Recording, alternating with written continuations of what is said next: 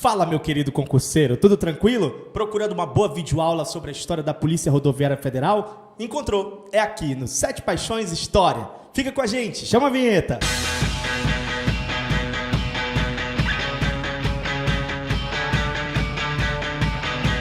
Muito bem, pessoal, a primeira coisa que eu preciso falar para vocês, antes de começar a explicar a história da Polícia Rodoviária Federal, é apresentar uma visão panorâmica dos presidentes, porque a criação da Polícia Rodoviária Federal, ela vai se dar exatamente no período republicano, e a gente já está sabendo aí, com certeza você já leu alguma coisa sobre o assunto, já sabe o que acontece ali no governo do Washington Luiz. Mas aí não basta saber isso, né? É interessante a gente fazer um panorama rápido para poder a gente identificar cada presidente, porque no decorrer do nosso curso, nas demais aulas, eu vou fazer vários marcos dentro da história da Polícia Rodoviária Federal, e eu vou dizer, olha, no governo do presidente tal, isso aqui aconteceu no governo do presidente tal, e aí é importante você saber quem é quem e em que momento esses presidentes estão inseridos para poder você não se perder. Então vamos lá, visão panorâmica rápida dessa parte republicana.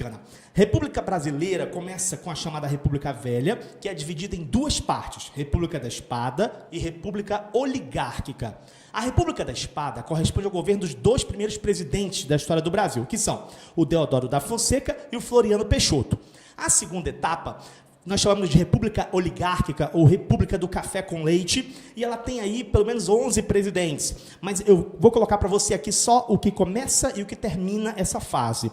Essa fase da República Oligárquica começa com o Prudente de Moraes e termina com o Washington Luiz, que é justamente o presidente que a gente precisa, porque é no governo dele que acontece a criação da Polícia Rodoviária Federal. Bom, mas aí depois disso, depois do Washington Luiz, a gente tem o Getúlio Vargas. A era Vargas vai de 1930 até 45.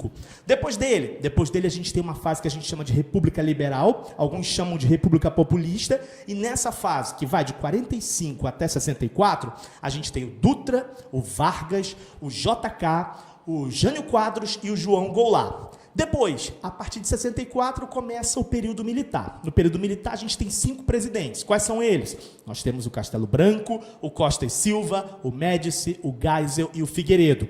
85 terminou o período militar, começa a Nova República. E na Nova República a gente tem quem? Sarney, depois o Collor, depois o Itamar, depois o FHC, depois o Lula, a Dilma, o Temer e agora o Bolsonaro. Beleza, pessoal? Muito bem, então dentro desse panorama, o que a gente precisa saber? A criação da Polícia Rodoviária Federal, ela se dá no governo do Washington Luiz. Então, qual é o contexto dessa criação? O que está acontecendo ali no momento do governo do Washington Luiz? Por que a gente tem essa iniciativa nesse momento? Que Brasil é esse que o Washington Luiz está governando?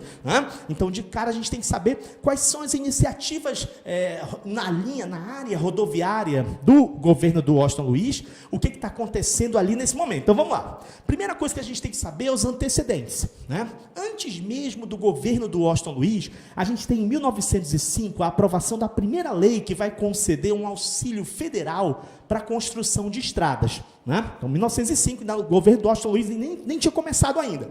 Lá em 1920, também início da década de 20, o Washington Luiz ainda não está governando o Brasil, nós temos o primeiro órgão público que vai cuidar dessa parte de implementação de rodovias. E que órgão público é esse?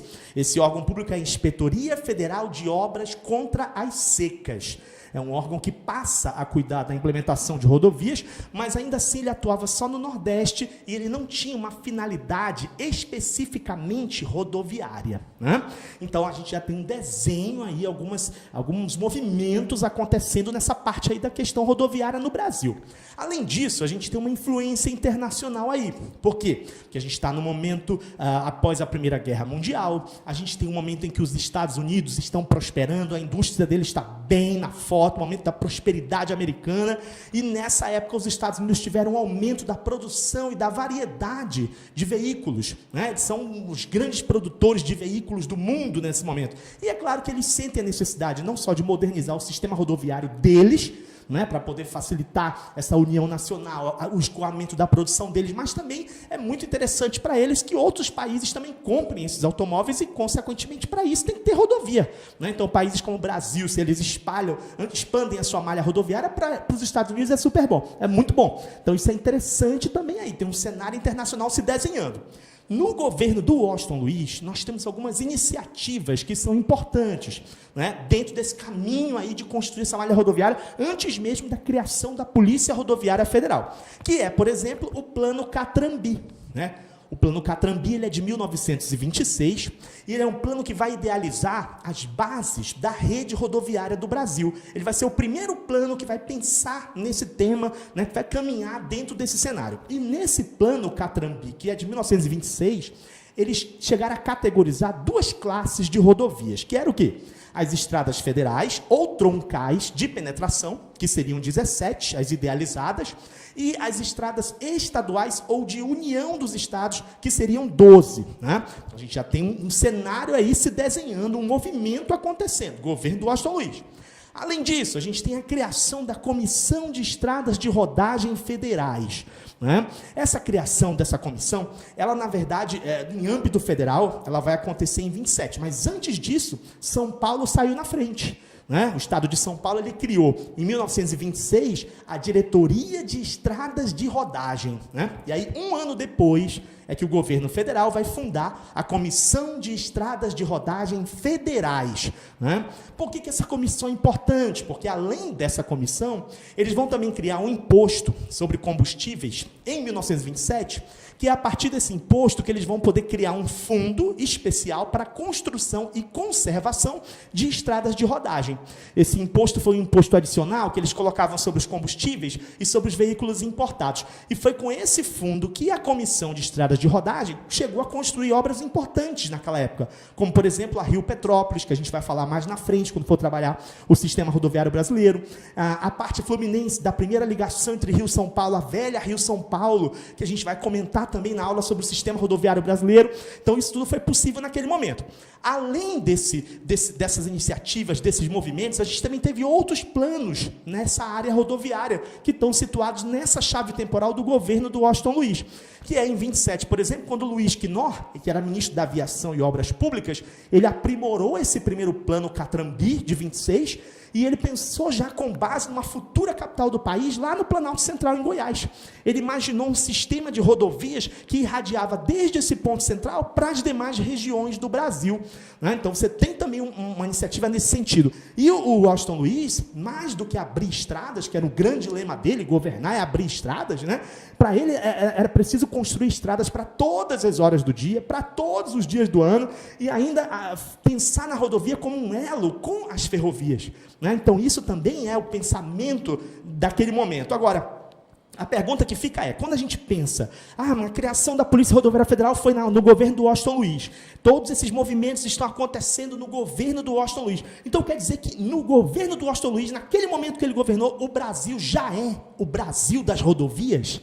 Será que já é essa a realidade do Brasil nesse momento? Não, essa não é a realidade do Brasil nesse momento. Por quê? Porque se a gente for pensar, nós tivemos esses planos que foram planos importantes, mas, por exemplo, alguns autores vão dizer que esses planos que eram de caráter essencialmente rodoviário e importantíssimos, eles não tiveram aprovação oficial. O plano Catrambi, o plano Luiz Knorr, né? Então começa por aí. Então a gente tem movimentos sendo feitos, mas não significa que naquele momento do Washington Luiz, o Brasil já é esse Brasil das rodovias que a gente conhece hoje. Né? Além disso, existe uma suposta concorrência aí com as ferrovias. Né? Naquela época já se sabia que o sistema ferroviário tinha deficiências estruturais, isso já era amplamente reconhecido, mas ainda assim o Brasil vai avançar para os anos 30 e a gente ainda não tem o que poderia se chamar de uma era rodoviária na história do Brasil.